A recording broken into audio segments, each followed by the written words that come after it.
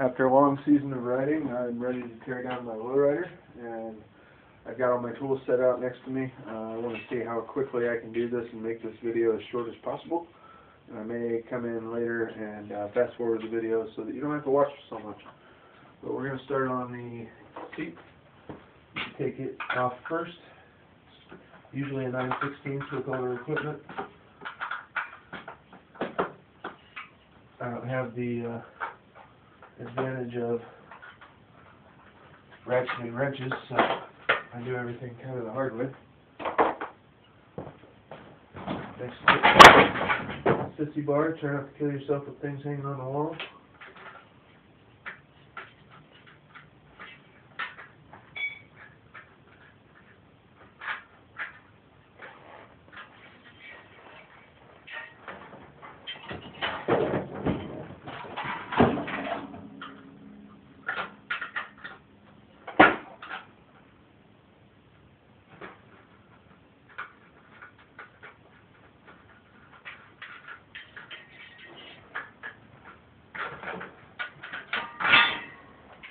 There's the seat.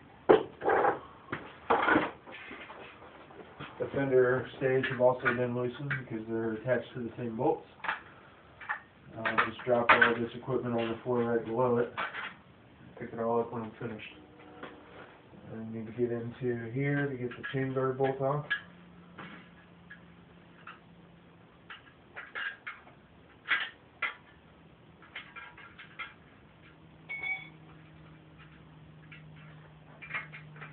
That. That's the 7/16 on a Schwinn. Got to take the screw out in the back.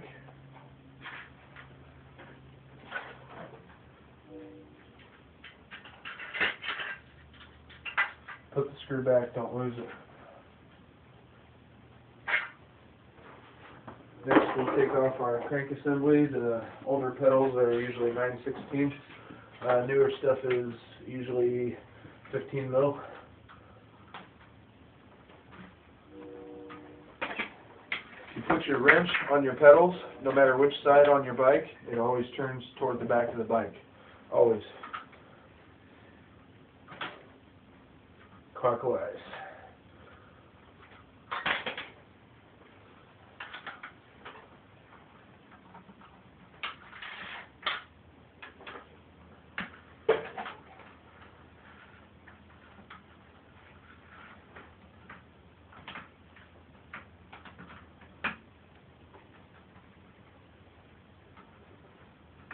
I'm taking off both pedals because they're garbage. They've hit the ground too much this year. These were my third set of pedals, and they're all chewed up and falling apart. So those are trash. Next I'll grab my crescent wrench and take off the hardware on the side of the crank. It's all left-hand thread, so it comes off opposite of everything else. If you know anything about bikes, you know that. If you didn't, now you do.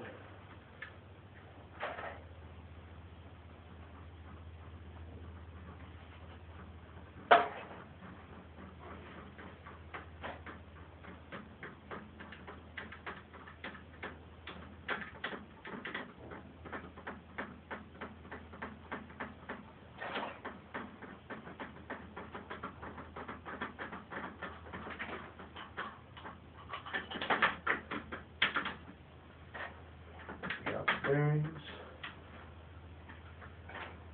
Get rid of the chain. There goes the crank assembly. You're going to need a 1/2 inch for your neck.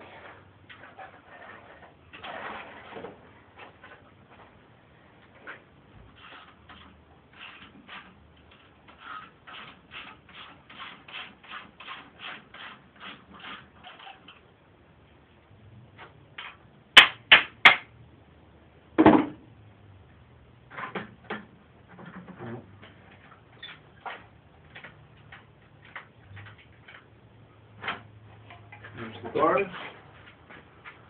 The springer without the spring is pretty easy to operate.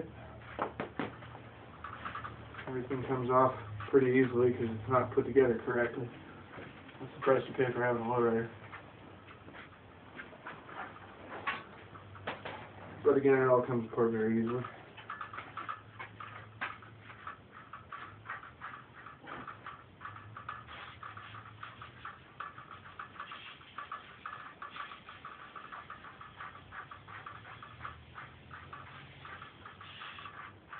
As ratty as this looks, I spend a lot of time cleaning when I put bikes together. I'll clean all the threads on everything and make sure all my hardware is tip-top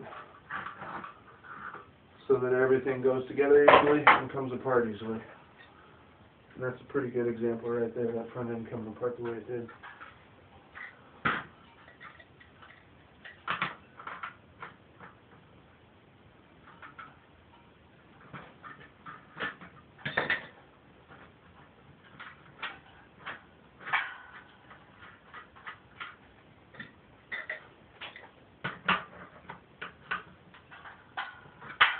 Can't take off the rear fender until you get the rear wheel off because of the location of the bolts and screws.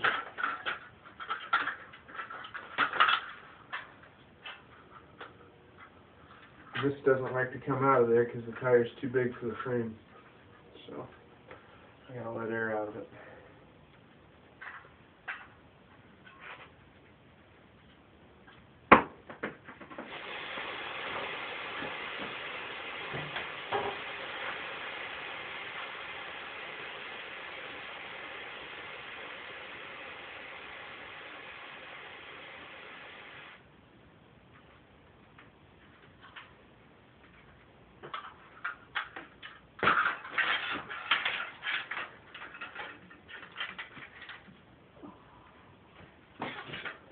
Now all that's left to do is take the master link out of the chain and the two screws that hold in the chain guard, or excuse me, the rear fender, and you have yourself a pile of parts.